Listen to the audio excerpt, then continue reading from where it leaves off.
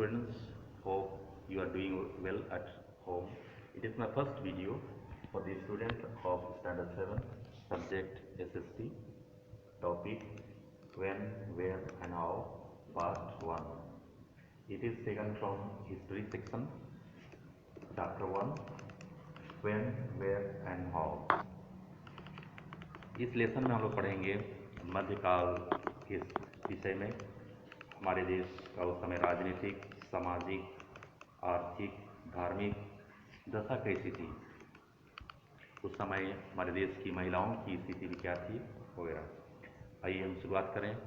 Medieval period in India spans from 8th to 18th century.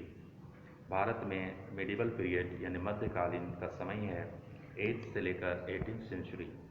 The period between 8th to 18th century is the transition period, और 8 से लेकर 12th century के बीच का समय है transition यानी कि संक्रमण काल।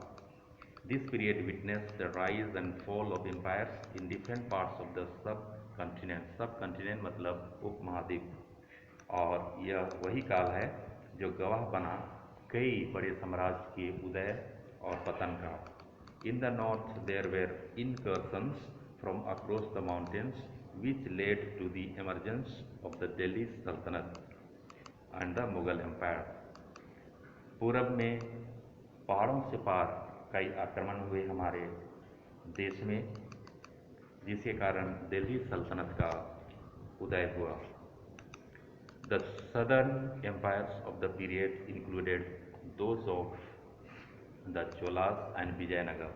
साउथ में दो बड़े साम्राज्य का उदय हुआ, वो चोल और Vijayanagar. It was during this period that some major caste groups such as Rajput and Kayasthas evolved. ये उसी समय है जब कई बड़े कास्ट या ग्रुप का उदय हुआ, उनमें से राजपूत और कयास्थ हैं।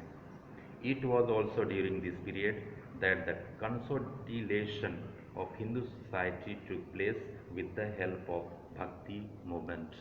और ये वही काल है जिससे भक्ति आंदोलन के कारण हिंदू सोसाइटी में एकीकरण हुआ, एकजुटता हुआ।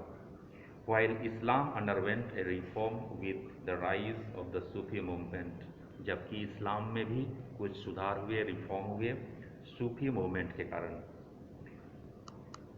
Medieval period also witness the fall of Buddhism and Jainism, और मध्यकाल में बुद्धिज़्म, जैनिज़्म का भी पतन हुआ। There was a further decline in the status of woman around this time, और ये वही समय है जब महिलाओं की दशा में भी पतन हुई, उनकी समाज में जो स्थिति थी वो गिरती चली गई। This period also so the emergence of new patterns of towns which were very different from those that existed in ancient India। और यह वही काल है जब कई नए टाउन्स का भी उदय हुआ जो एंशिएंट इंडिया यानी प्राचीन भारत के जो टाउन्स थे उससे भिन्न थे। बच्चों, आज के लिए इतना ही। अगले वीडियो में फिर से मिलेंगे।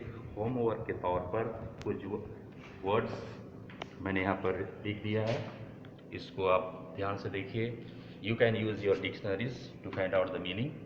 First, decline, emergence, evolved, transition and witnessed। Thank you. अगले वीडियो में फिर से मिलेंगे।